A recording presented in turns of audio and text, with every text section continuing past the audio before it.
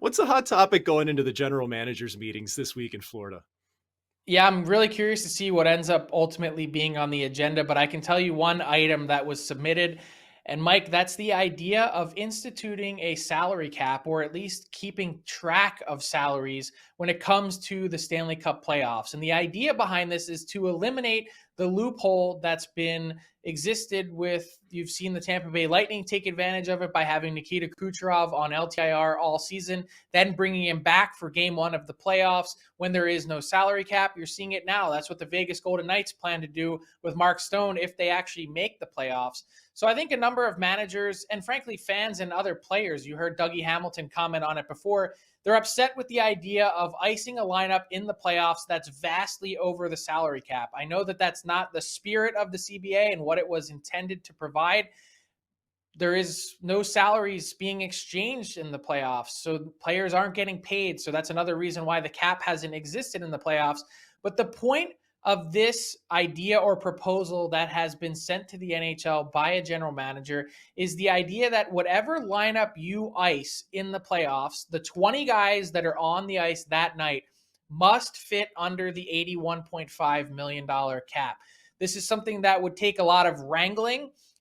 It's something that there may not be full agreement on. I don't think anyone blames Tampa or wants to blame Vegas. They're simply dealing with the situation as it is, and it's your job as a general manager to find every advantage that you can. But when you have a lineup that's on the ice that's $98 million going against yours that's 81, well, inherently that team is going to have a significant boost and a chance to win. So the idea is 20 guys on the ice must fit under the 81.5. It's as simple as that.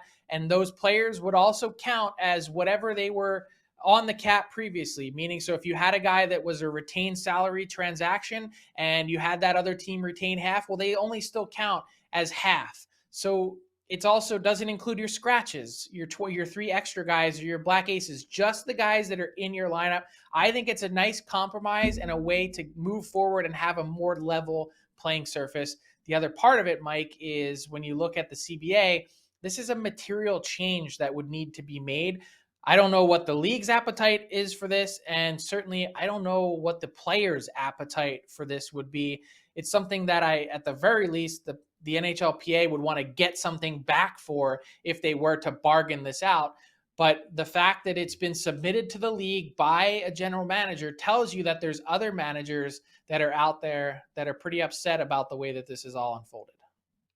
For sure. And listen, if you're Julian Breezeball, if you're Kelly McCrimmon, if you're any other general manager in the league, you're not doing your job if you don't exploit loopholes. That's what it's all about, dude. I grew up in racing. If you didn't basically go right up to the edge of cheating, you were losing in racing. It's no different in a salary cap system. You got to find everything. But really, from the player's perspective, the PA is going to look at this and go, man, how will this affect our contracts? Like, will there be less money handed out across the board just because effectively you're going to rein within what the salary cap is? I wonder about that.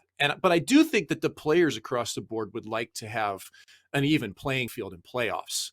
It's just when they start to look at the financials, and I don't have those in front of me, I'm not sure whether it would affect it or not. But if they look at the financials and think somehow this will suppress wages going forward, the PA is going to fight back really hard on it.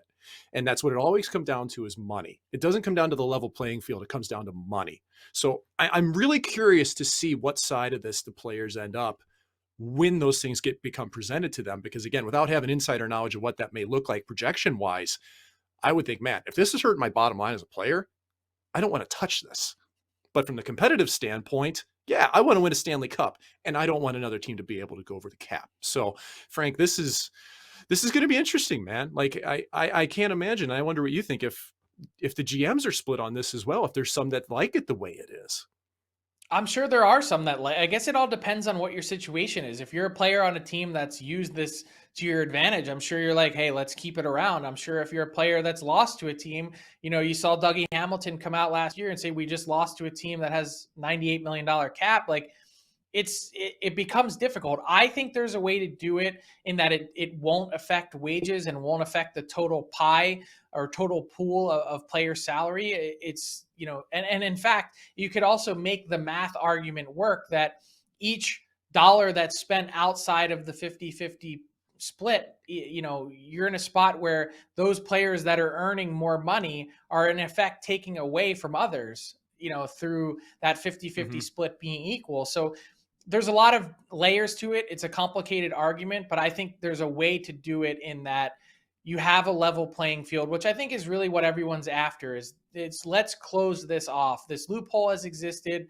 There's been some legitimate and sometimes illegitimate reasons or why this has gone the way that it has, but I know that there's some managers at least out there saying, let's close this off. Yeah, and I think when both sides agreed to it in the last CBA, it probably didn't foresee this happening. Something they have to take a look at again. So, Frank, definitely looking forward to what you learned from the GM meetings that are taking place this week. This has been Icebreakers delivered by our friends at DoorDash, where if you use the promo code DFODD within Canada or the promo code DFODDUS that you can see down below us on the screen right here on your first order, that will get you 25% off and no delivery fees. So great job, Frank. This has been Icebreakers delivered by DoorDash.